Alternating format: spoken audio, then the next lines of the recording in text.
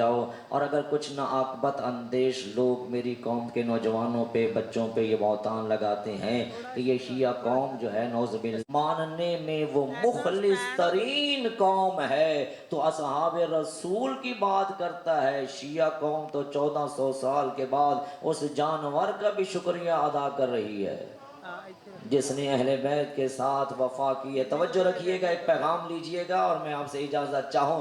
یہ شیعہ گھوڑے کے پجاری نہیں ہے، بڑا ساتھ دیجئے گا میرا تاکہ ایک پیغام صاحب تک پہنچ سکے۔ جو اس اذانداری کا جو بنیادی مقصد ہے، غلط فہمیاں دور ہوں، رنجشیں دور ہوں، قربتیں بڑھنی چاہیے، محبتیں بڑھنی چاہیے۔ شیعہ گھوڑے کا پجاری نہیں، شیعہ مواحد قوم ہے، شیعہ توحید پرست قوم ہے۔ ہم نے توحید علی ولی سے لی ہے۔ تھوڑا سا دیجیے۔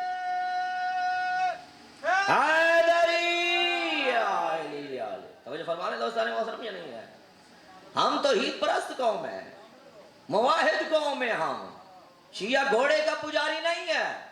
اور میرا چیلنج ہے یہاں ایمن آباد میں، اگر کوئی بندہ شیعہ قوم کے 7-8 سال کا بچہ مجھے دکھا دے کہ اس میں کسی ٹانگے میں جوتے ہوئے گھوڑے کو سلام کیا ہو، توجہ ہے، کسی ریس میں دوڑتے ہوئے گھوڑے کو سلام کیا ہو، کیٹل شو میں ناچتے ہوئے گھوڑے کو سلام کیا ہو، ہمارا کسی مقام پہ گھوڑے کو سلام نہ کرنا اس بات کی دلیل ہے کہ ہم گھوڑے کے پجاری نہیں، لیکن اعتراض کرنے والا گھوڑے کا دشمن بھی نہیں۔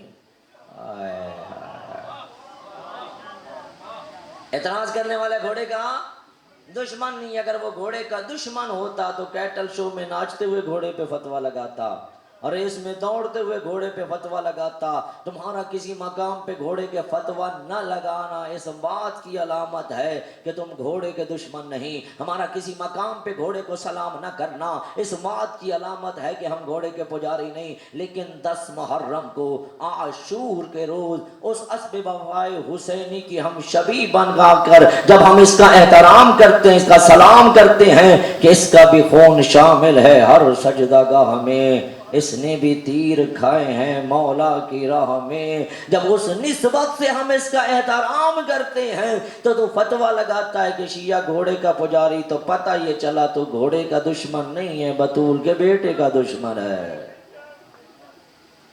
تو یہ فرمانے دوستان محترم، ہم صرف ذات مصطفیٰ کو مانتے ہیں صحابہ کرام کی عظمتوں کے ہم قائل ہیں۔ وہ شیعہ ہی نہیں ہے جو اصحاب رسول کی عظمتوں کا قائل نہ ہو۔ اگر کوئی اپنے آپ کو شیعہ کہلاتا ہے اور اصحاب رسول کی عظمتوں کا قائل نہیں ہے تو وہ اپنی شیعت کو درست کرے، وہ اپنی شیعت کو درست کرے۔ ہم شیعہ صحابہ رسول کی عظمتوں کے کیوں نہ قائل ہوں؟ وہ صحابہ جنہوں نے رسول کو اپنی آنکھوں سے دیکھا ہو، وہ صحابہ جنہوں نے میرے رسول کا ساتھ دیا ہو، وہ صحابہ جنہوں نے میرے رسول کے ساتھ جنگیں لڑی ہوں، وہ صحابہ کرام جنہوں نے میرے رسول کے پیچھے نمازیں پڑھی ہوں، وہ صحابہ کرام جو نبی کے پسینے کی جگہ پہ اپنا خون بہانا فخر محسوس کرتے تھے۔ ہم کیوں نہ کریں اس اصحاب رسول کا احترام؟ اصحاب رسول کا نظریہ تشیع کی نگاہ میں یہ ہے کہ اگر یہ اصحاب رسول زمین پر ہوں تو یہ دین کے مینارے ہیں، آسمان میں ہوں تو ستارے ہیں، قرآن میں ہوں تو 30 پارے ہیں، اہل بیت کے ساتھ ہوں تو سارے ہمارے ہیں۔ جیو یا علی یا علی اللہم صلی علی محمد وآل محمد وعجل فرج۔ تو مجھے فرمانے دوستان محترم یا نہیں ہے، ہم قائل ہیں اصحاب رسول کی عظمتوں پہ۔ جہاں پیغمبر اسلام نے آل کو منوایا وہاں آل کو مانتے ہیں، جہاں اصحاب کو منوایا وہاں اصحاب کو مانتے ہیں۔ لیکن میرے مسلمان بھائیوں، سنی شیعہ بھائیوں، ہمیں تکلیف ہوتی ہے، دل ہمارا بھی دکھتا ہے۔ جو ہی محرم کا چاند طلوع ہوتا ہے نا جی سیدزادہ، کہاں لکھا ہوا ہے؟ تھوڑا ساتھ دیں گے، 2-4 پیغام آپ کو پہنچا دوں۔ یہ علم کہاں لکھا ہوا ہے؟ تعزیہ کہاں لکھا ہوا ہے؟ ذوالجناح کہاں لکھا ہوا ہے؟ توجہ ہے، یہ مجلس کہاں لکھی ہوئی ہے، یہ گریا کہاں لکھا ہوا ہے؟ ملک صاحب غور کرنا، یہ عزاداری کی رسمیں کہاں لکھی ہوئی ہے، یہ سبیلیں کہاں لکھی ہوئی ہے، لنگر نیاز کہاں لکھا ہوا ہے؟ پوری توجہ چاہتا ہوں۔ کتنی تعجب کی بات ہے، نبی کو لکھنے نہ دیا، ہم سے لکھا مانگتے ہو۔ توجہ ہے دوستان محترم یا نہیں ہے؟ تھوڑی زحمت کیجئے گا، تھوڑا ساتھ دیجئے گا۔ یہ علم ہمیں قرآن سے دکھا دیں، یہ تعزیہ ہمیں قرآن سے دکھا دیں، ذوالجناح ہمیں قرآن سے دکھا دیں، شفیع ہمیں قرآن سے دکھا دیں، مجلس ہمیں قرآن سے دکھا دیں، سبیل ہمیں قرآن سے دکھا دیں، یہ ساری چیزیں ہمیں قرآن سے دکھا دیں۔ اگر آپ میرا ساتھ دیں تو آج یہاں احمد آباد کی چوک کی مجلس میں آپ کو یہ ساری چیزیں قرآن سے نہ دکھا دوں۔ تو جو ہے تھوڑا ساتھ دیتے ہیں جی، یہ ساری چیزیں قرآن سے۔ قرآن ہے کیا؟ میرے سنی شیعہ بھائیوں ذرا سمجھو، قرآن کیا ہے؟ قرآن ہے سب سے بڑے کی کتاب، اور سب سے بڑا جو ہوتا ہے وہ اپروول دیتا ہے۔ تھوڑا بولیں گے تاکہ پیغام سب تک پہنچ جائے گا۔ تو یہ واجب ہے، یہ بھی واجب ہے، یہ بھی حسینیت کا حصہ ہے۔ جو میں آپ کے سامنے پیغام پہنچا رہا ہوں یہ حسینیت کا حصہ ہے۔ آج کے دن یہ پیغام پہنچانا تو واجب ہے نا جی، تاکہ یہ غلط فہمیاں ختم ہو جائیں، یہ دوریاں ختم ہو جائیں، قربتیں بڑھنی چاہیے۔ کیوں ایک دوسرے سے دور ہو رہے ہو؟ جب تک ماتم سمجھ میں نہیں آتا نہ کر، مجلس میں آ۔ تھوڑی زحمت کرنا، جب تک ماتم سمجھ میں نہیں آتا نہ کر میرے بھائی، ماتم نہ کر۔ تم رسول کا بیٹا ہے، رسول کے بیٹے کا غم منا رہے ہیں، وہاں آ کے بیٹھ تو صحیح نا، اس غم میں ہمارے ساتھ شامل تو ہو نا تو بھی۔ توجہ ہے؟ قرآن سے لکھا ہوا دکھائیں جی، یہ ذوالجناح قرآن میں کہاں پہ ہے، شفیع کہاں پہ ہے، علم کہاں پہ ہے، تعزیہ کہاں پہ ہے، سبیلے کہاں پہ ہے؟ پہلے قرآن کو تو سمجھو، قرآن کیا ہے؟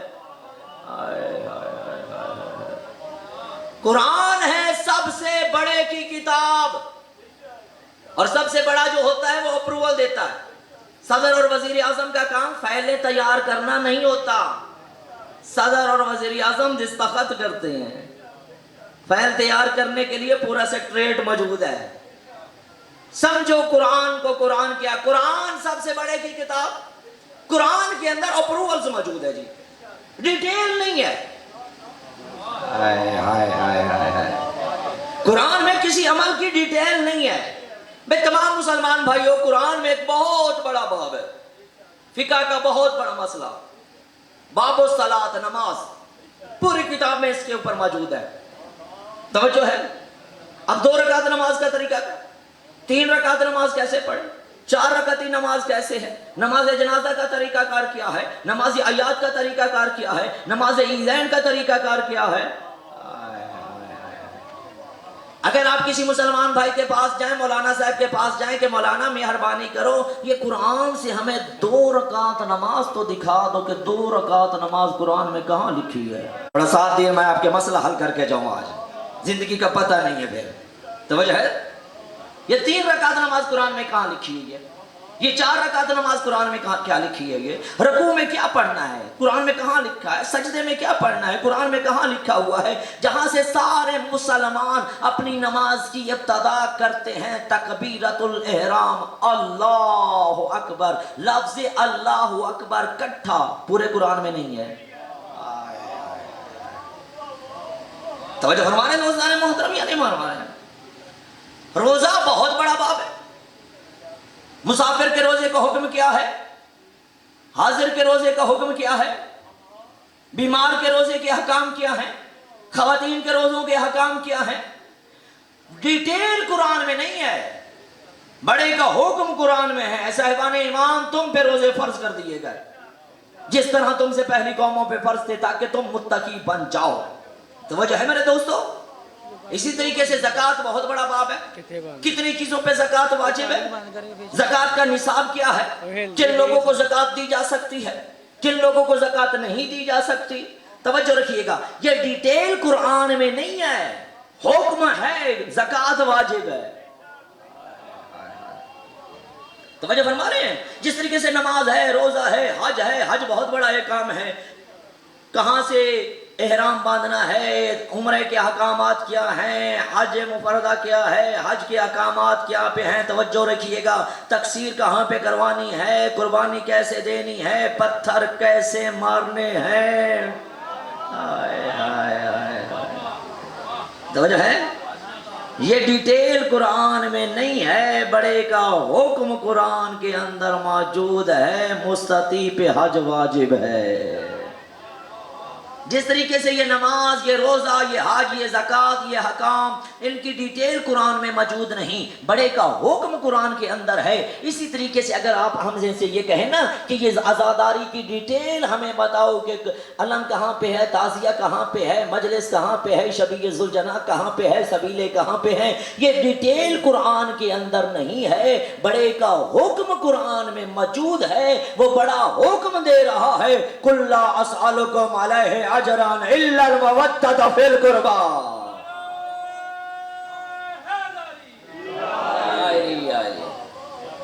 تو ہے دوستان محترم یا نہیں ہے؟ بڑے کا حکم ہے، قُلْ لَا أَسْأَلُكُمْ عَلَيْهِ اجران الا المودۃ فی القربى۔ میں تم سے دین پہنچانے کی کوئی اجرت نہیں مانگتا مگر میرے اہل بیت کے ساتھ محبت کرو۔ ہائے ہائے ہائے۔ اور میرے سنی شیعہ بھائیوں، اللہ نے محبت اہل بیت دین کی اجرت رکھی ہے،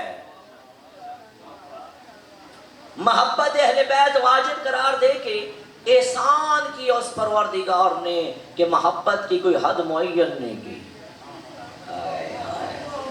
کیوں؟ اس لیے کہ اگر وہ محبت کی حد معین کر دیتا تو جو مسلمان اس حد تک نہ پہنچ سکتا وہ دائرہ اسلام سے خارج ہو جاتا۔ اس لیے محبت اہل بیت کو واجب قرار دے کے ماننے والوں پہ چھوڑ دیا، جس کا جتنا ظرف اس کی اتنی محبت،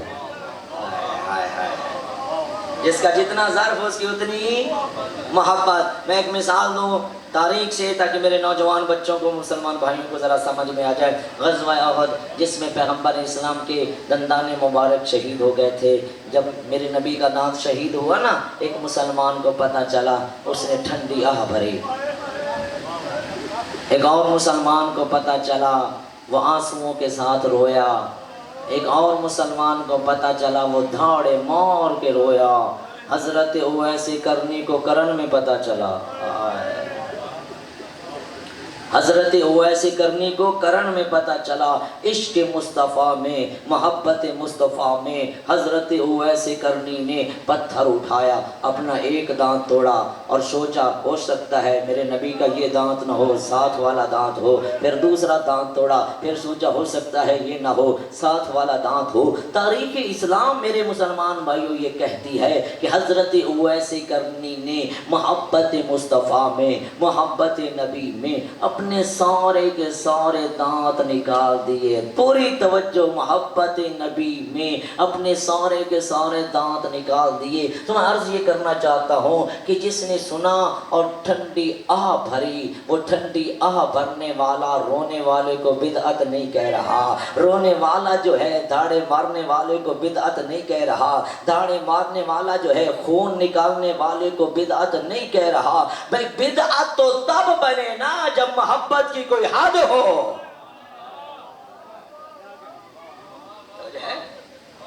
یہ جتنی بھی عزاداری میں آپ چیزیں دیکھ رہے ہیں یہ محبت کے زمرے میں آتی ہیں۔ یہ گریہ محبت کی وجہ سے، یہ تعزیہ محبت کی وجہ سے، ذوالجناح محبت کی وجہ سے، علم محبت کی وجہ سے، توجہ رکھیے، یہ سبیلے محبت کی وجہ سے، یہ نظر و نیاز محبت کی وجہ سے، اہل بیت کے جتنے بھی محرم یہ رسومات آپ کو نظر آتی ہیں، کوئی ایک چیز محبت سے نکھار کے دکھاؤ تو بدعت ہونا۔ پیغام پہنچ گیا میرے خیال میں، آج کی حد تک میرا پیغام، میرے آنے کا مقصد پورا ہو گیا ہے۔ توجہ فرما رہے ہیں یا نہیں فرما رہے ہیں؟ یہ ساری محبت اہل بیت میں ہے۔ ہم یہاں کس لیے بیٹھے ہیں؟ محبت اہل بیت۔ ذہن سے تمام کرنے لگا ہوں، وقت کے دامن میں گنجائش نہیں ہے میرے پاس، کیونکہ میں نے آگے بھی پہنچنا ہے، میں نے دوستان سے معذرت چاہی تھی اس وجہ سے، اور میرا مقصد پیغام تھا، پیغام پہنچ گیا۔ مسلمان بھائیو اکٹھے ہو جاؤ، محبت رسول میں جمع ہو جاؤ، عشق مصطفیٰ میں اکٹھے ہو جاؤ۔ حق یہ بنتا تھا آج کا سارا انتظام میرے سنی بھائی کرتے ہیں۔ میرے سارے سنی بھائی محبت رسول میں آتے، شیعوں کو آگے کہتے خبردار تم پیچھے ہٹ جاؤ، یہ ہمارا بھی رسول کا بیٹا ہے، یہ انتظام ہم کریں گے، تمہارے لیے سبیلیں ہم لگائیں گے، تمہارے لیے نیاز ہم تیار کریں گے، بس تم ماتم کرو۔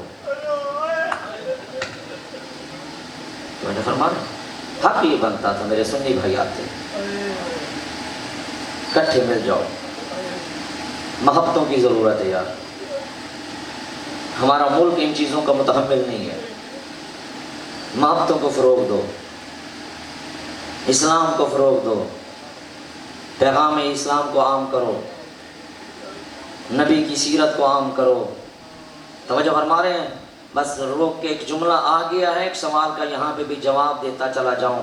یہ ساری جو میں نے قرآن سے آپ کو مثالیں دی ہیں، نماز کی، روزے کی، حج و زکوٰۃ کی، کوئی مسلمان میرا بھائی کہہ سکتا ہے کہ ٹھیک ہے آپ کی بات ٹھیک ہے، نماز کی ڈیٹیل قرآن میں نہیں ہے، روزے کی ڈیٹیل قرآن میں نہیں ہے، حج کی ڈیٹیل قرآن کے اندر نہیں ہے، زکوٰۃ کی ڈیٹیل قرآن میں نہیں ہے۔ پوری توجہ چاہوں گا، ان کی ڈیٹیل قرآن کے اندر اگر نہیں ہے، عمل رسول تو ہے نا، عمل رسول تو ہے نا، رسول نے پڑھ کے ہمیں دکھائی ہے نا نماز، بھئی اس طرح نماز پڑھتے ہیں، اس طرح حج کرتے ہیں، اس طرح زکوٰۃ دیتے ہیں۔ میرے مسلمان بھائیوں، اگر نماز میں تمہیں عمل رسول نظر آ گیا ہے، اس حالت نماز میں پشت پہ حسین نظر نہیں آیا؟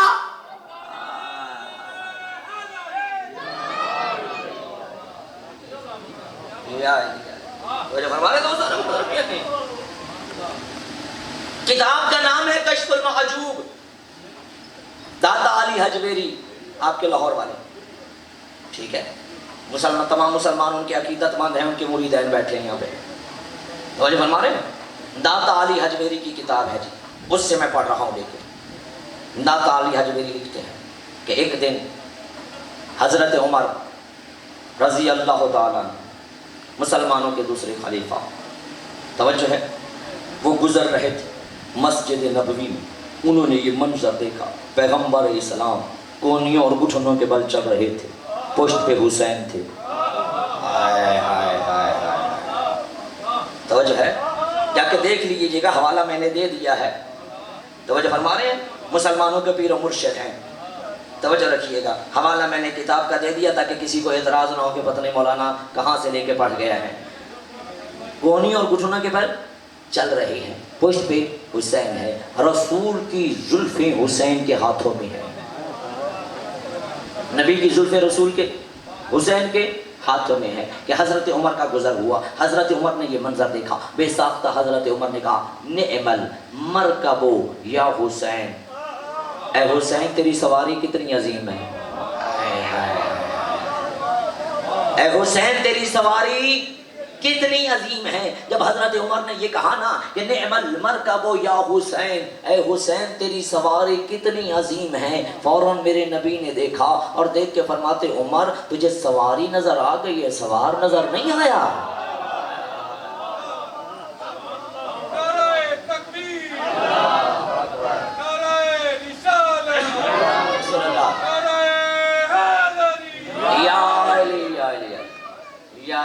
توجہ فرمانے دوستان محترم یا نہیں ہے؟ آؤ کٹھے ہو چل، آؤ محبت رسول میں کٹھے ہو چل، آؤ دشمن رسول پہ لعنت کرو جس نے میرے نبی کو رلایا ہے، جس نے میرے نبی کے لیے یہ غم کے اسباب مہیا کیے ہیں، سب مسلمان مل کے اس پہ لعنت کرو، سب مسلمان مل کے لعنت کرو۔ بس زندگی نے وفا کی تو تفصیلات پھر کبھی صحیح، پھر میں آپ کو کھل کے بتاؤں گا یزیدیت کے بارے میں کہ یزیدیت کا کردار کیا تھا۔ بس آج کی حد تک اتنا، باقی باتیں پھر صحیح۔ آؤ اسی موقع کا میں مسائل پڑھ رہا ہوں، شبی بعد میں برآمد ہونی ہے، ذاکر صاحب برآمدگی کروائیں گے، ذاکر صاحب شبی کی برآمدگی کروائیں گے، میں آپ کو اس لمحے کا مسائل سناتا ہوں کہ اس وقت کربلا میں حالت کیا تھی۔ اجرکم اللہ، بس اتنی دیر تھی، آنکھیں بے چین ہیں بہنے کے لیے، آنسو یہ چین ہے غم حسین میں بہنے کے لیے۔ سیدزادہ عاشور کے روز اس وقت کربلا کے اندر حالت یہ تھی، مرنا آسان تھا، جینا مشکل تھا۔ اجرکم اللہ کرے میں بچوں کو بات سمجھا سکوں۔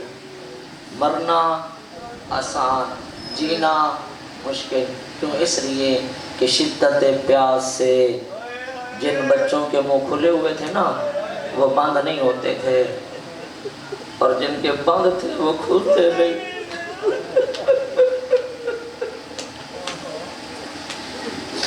اسی وجہ سے عرض کر رہا ہوں، کربلا کے میدان میں مرنا آسان تھا، جینا مشکل تھا۔ جو جتنی دیر زندہ رہا وہ اتنی دیر پیاسا رہا۔ اجرکم اللہ اجر۔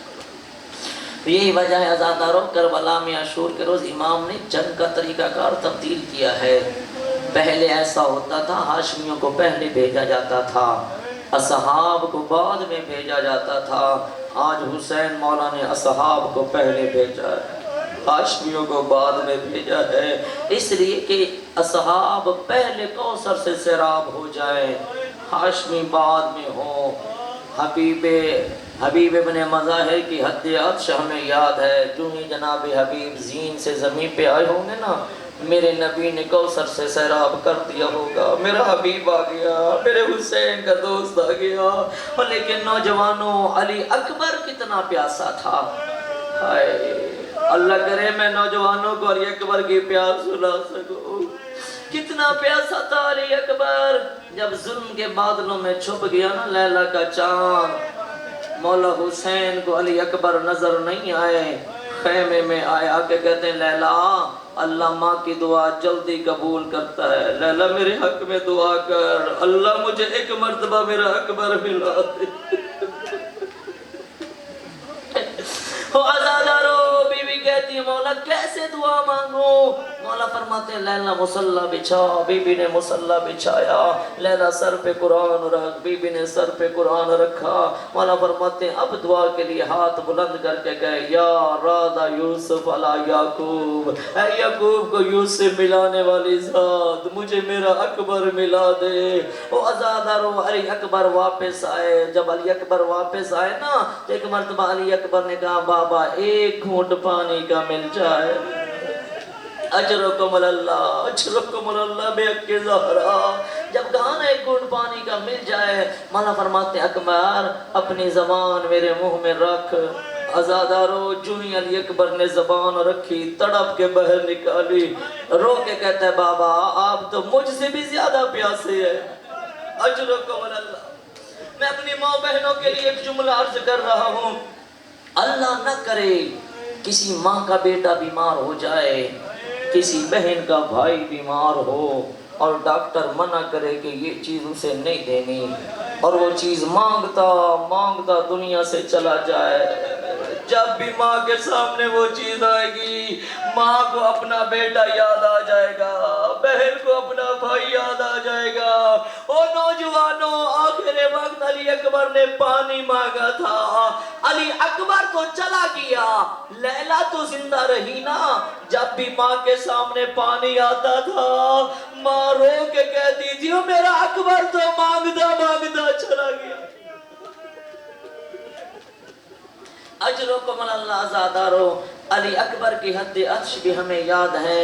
مجھے سوچ کے بتاؤ علی اصغر کتنا پیاسا تھا، چھوٹی اولاد والے ہو، جن کی اولاد نہیں، اللہ اصغر کے صدقے میں ان کو اولاد نرینہ عطا فرمائے، خدا بچوں کی زندگیوں کو دراز فرمائے۔ کتنا پیاسا تھا اصغر، کربلا میں سب سے چھوٹا بھی اصغر ہے، سب سے آخر میں بھی اصغر جا رہا ہے۔ حسین مولا خود کتنے پیاسے تھے، حسین کی پیاس کا ایک جملہ پڑھ دوں، تفصیلات کا وقت نہیں دیا ورنہ میں تفصیلی مسائل پڑھتا۔ حسین کی پیاس، حسین مولا خود کتنے پیاسے تھے۔ مولا حسین نے اپنے پیاس کا نوحہ خود پڑھا ہے۔ مولا حسین فرماتے ہیں سجاد بیٹا جب واپس مدینے جانا نا، میرے شیعوں کو میرا سلام کہنا، اور انہیں کہنا کہ میرے شیعوں جب کبھی تم ٹھنڈا پانی پینا نا مجھ غریب کی پیاس کو ضرور یاد کرنا.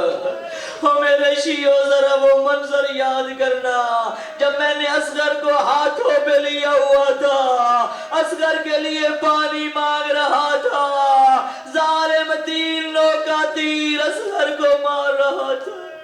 اجرکم اللہ زادارو. امام حسین کا نوحہ سید سجاد نے خود پڑھا جب 13 محرم کو اجاز امامت کے ساتھ مولا آئے, شہداء کے لاشوں کو دفن کیا, اپنے بابا کی قبر بنا چکے, شہادت کی انگلی کے ساتھ اپنے بابا کی قبر پہ یہ جملہ لکھتے ہیں, یہ اس غریب کی قبر ہے جسے پیاسا مارا گیا ہے. اجرکم اللہ عزادارو. بس آخری جملے عزادارو میں نے آپ کی زحمتیں تمام کر دی ہیں. 3 حسین مولا کی حد عطش بھی ہمیں یاد ہے. مجھے سوچ کے بتاؤ نبی زادیاں کتنی پیاسی تھی اور رسول کی بیٹیاں کتنی پیاسی تھی. 3 دن کی بھوکی پیاسی سید زادیہ. علامہ اختر سے فرمایا کرتے تھے یہ شام غریبہ حر کی بیوی والی روایت ہے نا کہ خیمے میں پانی لے کے آئی تھی. ابن فرماتے میرے نزدیک معتبر نہیں ہے, اور اگر فرض کرو مان لیا جائے کہ خیموں میں پانی آیا ہوگا, میرا دل کہتا ہے ادھر پانی آیا ہوگا, ادھر سیدزادیوں نے منہ موڑ لیا ہوگا. لیلا نے کہا ہوگا میرا اکبر تو مانگتا مانگتا چلا گیا, رباب نے کہا ہوگا میرا اصغر تو تڑپتا تڑپتا چلا گیا, سکینہ نے کہا ہوگا میرا بابا تو 13 ضربوں سے پیاسا مارا گیا. او زادارو 3 دن کی بھوکی پیاسی سیدزادیہ جب 11 محرم کو بھائی کی محبت کے زیور پہن کے چلی ہے, کسی بازار اور چوک پہ علی کی بیٹیوں نے یہ نہیں کہا مسلمانوں ہم بھوکی ہمیں کھانا کھلا دو, ہم پیاسی ہمیں پانی پلا دو.